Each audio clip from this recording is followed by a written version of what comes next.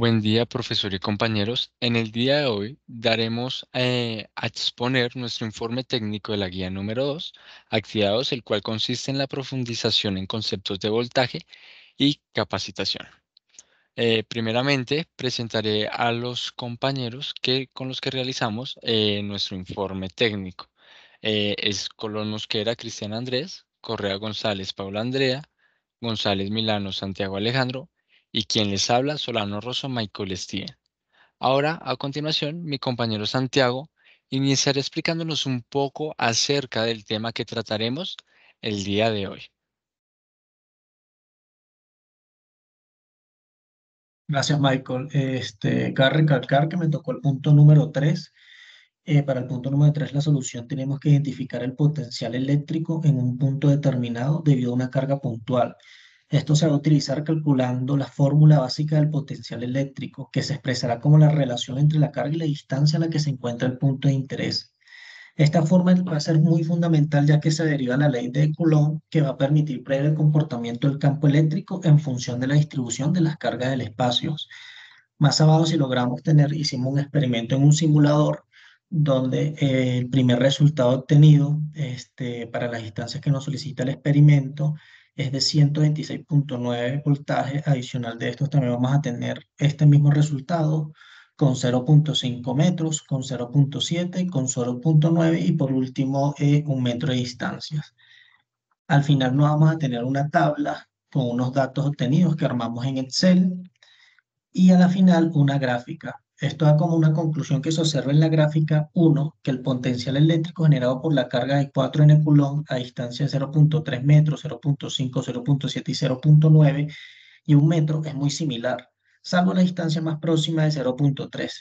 Esta simulación presenta varios rangos de variación, dificultando la precisión exacta con los valores establecidos. Sin embargo, al descartar estas variaciones, se concluye que el resultado teórico se aproxima bastantemente al experimental.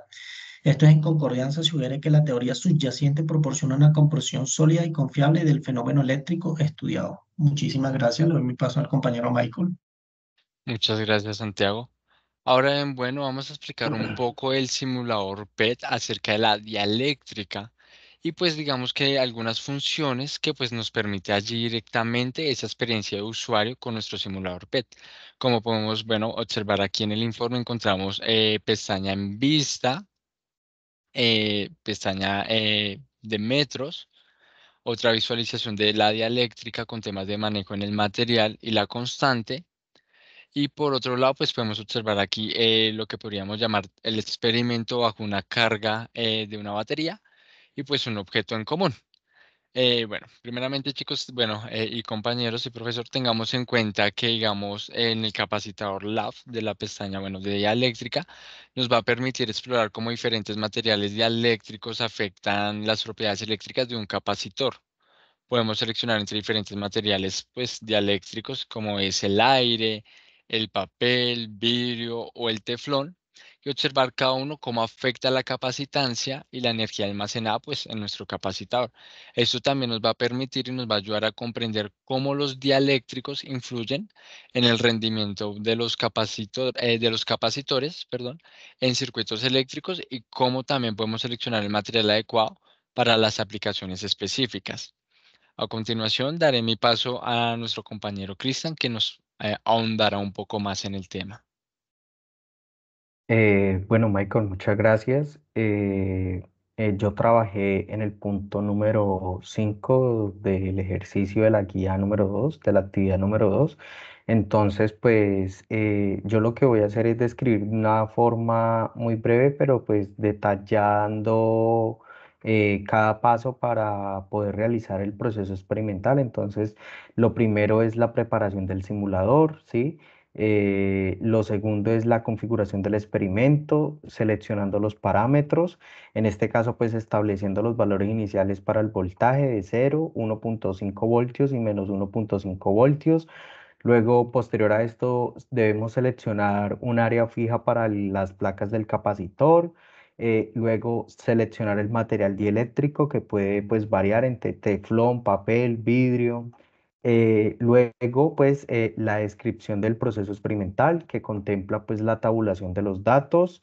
el análisis de la información, los gráficos de resultado y los análisis de relación y posterior y por último las conclusiones. Digamos que esa es la forma en la que se trató de describir el proceso experimental y de que éste fuese replicable y de que una persona sin el conocimiento técnico a profundidad lo pudiese entender y lo pueda replicar. Entonces, pues le doy paso a mi compañera Paula, quien nos va a hablar acerca de los datos del proceso experimental. Bueno, continuando con el procedimiento experimental, tenemos dos tablas con datos. En la tabla 1 tiene información de la descarga del capacitor y la energía. La tabla 2 tiene información de la energía y material dialéctico. Bueno, después continuamos con el análisis de datos. Para este hicimos un gráfico de resultados cuyo análisis fue que a medida, ¿me lo puedes bajar un poquito? Dale. Observamos que a medida de la carga de la placa aumenta a lo largo del eje X. La energía almacenada también aumenta a lo largo del eje Y. Esto indica una relación positiva entre la carga de la placa y la energía almacenada, lo cual es esperado y coherente con la física de los capacitores.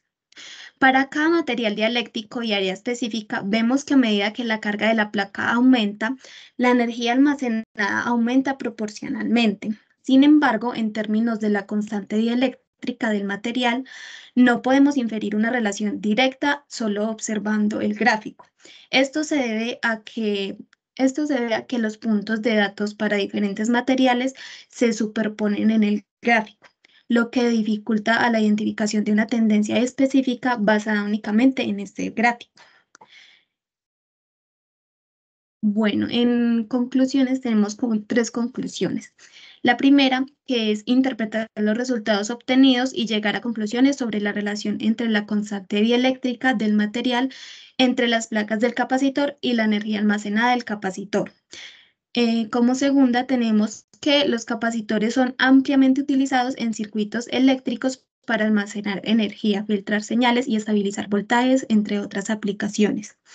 Y como tercero, tenemos que es importante considerar las propiedades eléctricas y mecánicas de los materiales dieléctricos al diseñar y seleccionar capacitores para aplicaciones específicas, ya que diferentes materiales pueden ofrecer ventajas en términos de rendimiento, tamaño y costo. Bueno, compañeros y profesor, este fue nuestro informe con respecto a la guía 2 y muchas gracias por la atención prestada.